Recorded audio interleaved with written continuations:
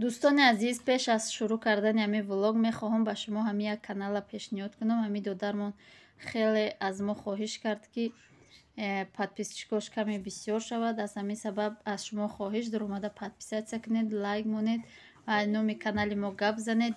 سیلکش در یکم کامنتاری ذکر میکنم. ای همه احترامانه خواهش در اومده پادپیسیت کنید دوستان عزیز و ولوگ خوبمون باشه سر میکنیم.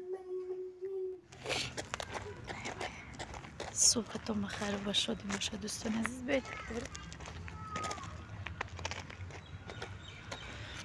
اینو محوش تیار کردیم برده استیم سلقی نکای کجوتی مطر نیافزم هوا سلقین شده کم ترکی بگو سلام بگو دوستان عزیز. من نوای خوام خستم.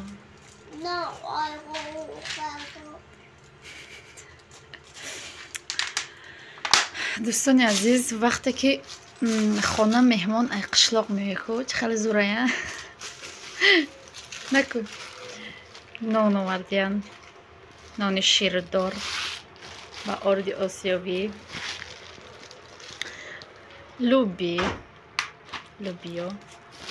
قاق کردگی، سبزک، بعد شیر آوردین. 3 لیتر شیر آورده. مدینه نمیدونم تجربه رو محکم کرده بودم با گوشت. دیگه گوشت هست و فقط ما میکشم برای و با گوشت آوردین موده. اینه میخیل مهمونای ما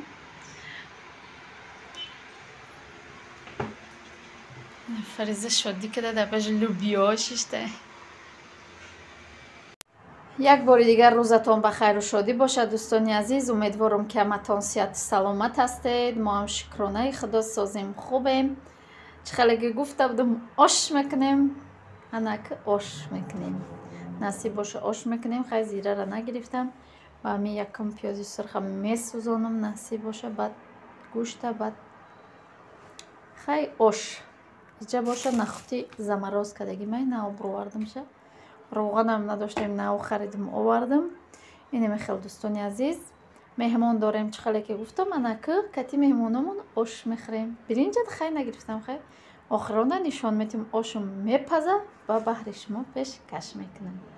آشه نمیدونم همین چه خیلی شدگیم آشای وقتا نمیتونم. آش برای کی نمیتونم؟ فقط شوهر رو میکرد. بعد آشای ما چه نیوه با مزه نیسته. برای ما میخوام آش با مزه کنم. اکو با میبینیم کچ خیلی میویه مزهش.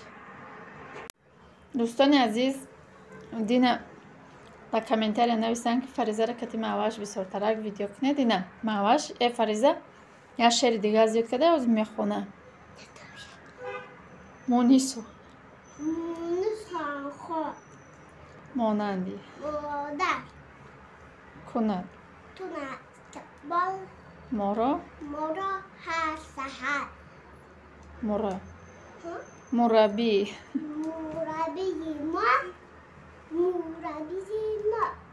ما ملدس ای فریزه. ای محوشت پیش شعر از زیاد کدی روز معلم بوده. محوشت شعر داده بودین. بگو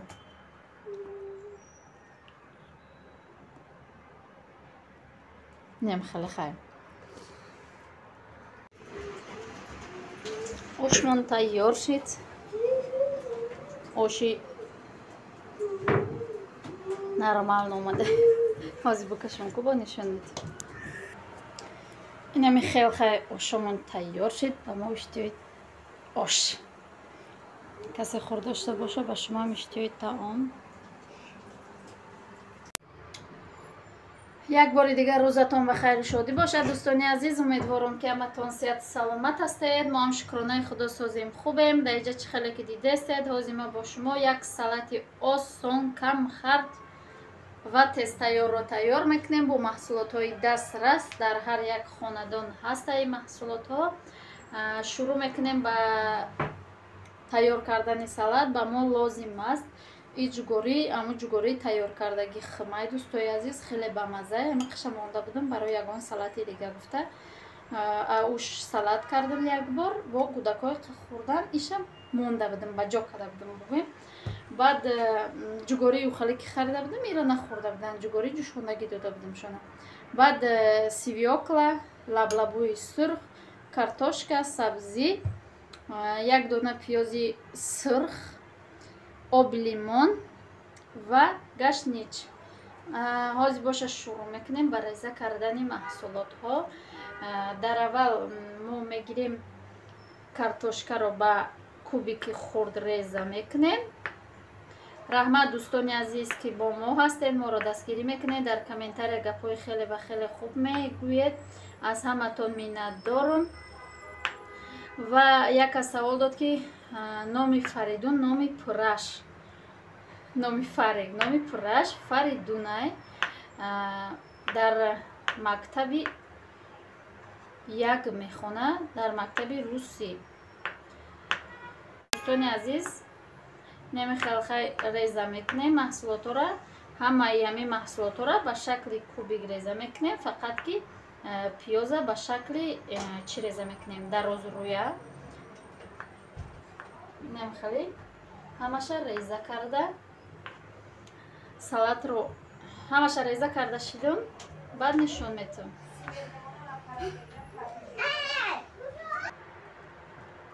инам хеле ҳама маҳсулотро реза кардам. чӣ хеле ки гуфтам бояд пиёза ним хеле реза кунем тунукак. баъд ҳамаша реза кардам. камтарак намак мекунем. ай сабабе ки ҷугори намак дорад, ҷугориро намеандозем, исмашо намак мекунем. хушрӯ якҷоя мекунем.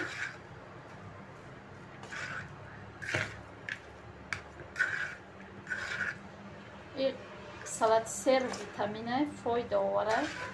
ҳатман тайёр кунед, пушаймон намешавед.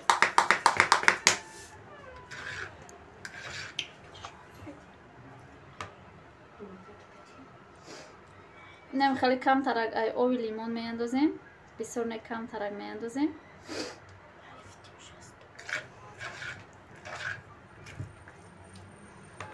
баъд ҷугорира ҳамаша намеандозем бисёри бадай, барои ки салатмон камтарай.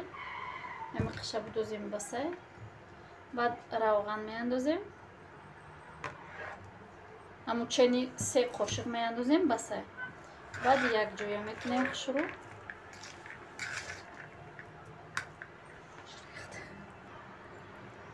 инам хеле дӯстони азиз, салати мо тайёр шуд. ба мо иштиёи таом, иштиёи салат ҳозир мечашем. чӣ хеле бугӯмам бамаза омадай, хаят бамаза, ҳама тарафа бамаза. дӯстони азиз, ҳатман тайёр кунед, пушаймон намешавед. ба гулкарамам салат мекунам. чӣ хеле ки гуфтам меҳмон дорем, 2 та салати овощной мекунем, сабзавотӣ. баъд ба мо иштиёи таом. дӯстони азиз, дар ҳамҷа боша видеоро ба поён мерасонам. то видеои оянда дар паноҳи худо бошед. худо нигаҳдори ҳар яки мо ва шумо бошад. хайр, агар видеоро поделитса кунед, рекламаош кати тамошо кунед, хеле миннатдор мешавам. аз касоне ки видеои моро тамошо мекунанд бо рекламаош хеле миннатдорам. миннатдори худро ба ҳамаи шумо ҳамиҷа истода мерасонам. бигзор дар дил чӣ орзуе доред ба орзуётон бирасед. дӯстони азиз, ҳамин шумо ҳастед ки моро дастгирӣ мекунед, ба мо як фоида меорад ва завқи мо бисёр мешавад. мо чизҳои гуногун баҳри шумо пешкаш мекунем. хайр.